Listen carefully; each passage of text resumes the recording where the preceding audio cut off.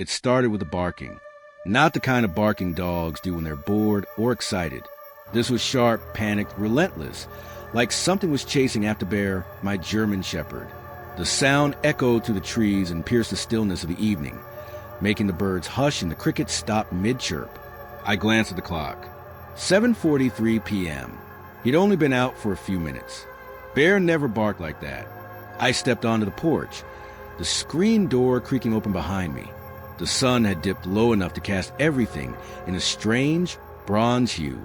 The tree line bordering the backyard looked darker than usual, almost like it was holding its breath. Then I saw him, bolting from the woods like hell itself was at his heels. Bear's fur was bristled, ears pinned back, eyes wide. His tail wasn't wagging. He didn't stop running until he was halfway up the steps to the porch. He circled me once, letting out a low, anxious whine, then pressed himself against my leg like he needed to be sure I was real. I knelt to check him over. No blood, no wounds, but he was trembling. "What the hell spooked you, boy?" Bear didn't respond. He just stared at the woods, a growl rumbling low in his throat. That's when I smelled it. A foul, coppery scent, like wet soil mixed with rotting meat. It drifted in on the wind and settled in my nostrils like a warning. The hair on my arm stood up. I glanced out toward the trees, and for a split second, I thought I saw a movement. Just a flicker of black between the trunks. Then nothing. I shut the door and locked it. Bear didn't leave my side the rest of the night. AT first. I tried to brush it off. We lived on the edge of the Appalachian forest. Coyotes, maybe. A black bear, possibly. Even a mountain lion wouldn't be unheard of. But none of those would cause Bear to act like this. He'd gone face to face with a full-grown buck once and barely flinched. This was different. He wouldn't eat, wouldn't drink, just lay by the window, eyes fixed on the backyard. Once in a while, he let out a soft whimper, but every time I tried to coax him away, he'd dig in like he was standing guard. I barely slept. At 3:17 a.m., Bear started growling again. Low, deep, his lips pulled back, showing teeth. I followed his gaze and slowly crept to the window. The yard was bathed in silver moonlight. The woods, dark and endless, loomed in the background. Then I saw it. Something was standing at the edge of the trees. It wasn't shaped right. Too tall, too thin. At first, I thought it might be a deer standing on its hind legs, but it didn't move like a deer. Its head turned, slowly, almost mechanically, and I swear to God it looked at me. Even from 50 feet away, I felt it, that pull, like its eyes had hooked into mine. I blinked. It was gone. Bear let out a soft bark and backed away from the window. I joined him. The next morning, I decided to check the woods. I armed myself with a flashlight, a walking stick, and a healthy dose of denial. Bear refused to come. He stood at the edge of the porch and whined, but wouldn't take another step toward the trees. I ventured in alone. The smell hit me first. That same decaying, earthy stench. It was stronger now, thicker, like something had died nearby. I covered my mouth and kept walking, following Bear's tracks from the night before. That's when I noticed them. Not just Bear's paw prints, but something else. Alongside his path, there were marks, deep gouges in the dirt, spaced evenly apart, almost like something had crawled after him, dragging itself. No footprints, just furrows, as if clawed hands had pulled it through the forest floor. I followed them for maybe 50 feet. Then I found the clearing, and everything went silent. Not just quiet, silent.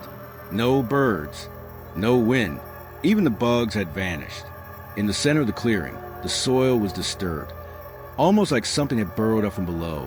Flies buzzed around a slick, black stain in the grass. Then the smell hit me full force. My eyes watered.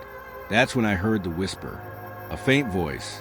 Not loud, but clear, like someone exhaling words directly into my ear. "You shouldn't be here." I spun around. No one. I'd backed away, heart hammering, and sprinted back to the house. Bear barked when I returned. He sniffed me all over, whined, then licked my hand. For the rest of the day, I couldn't shake the feeling that something was watching us.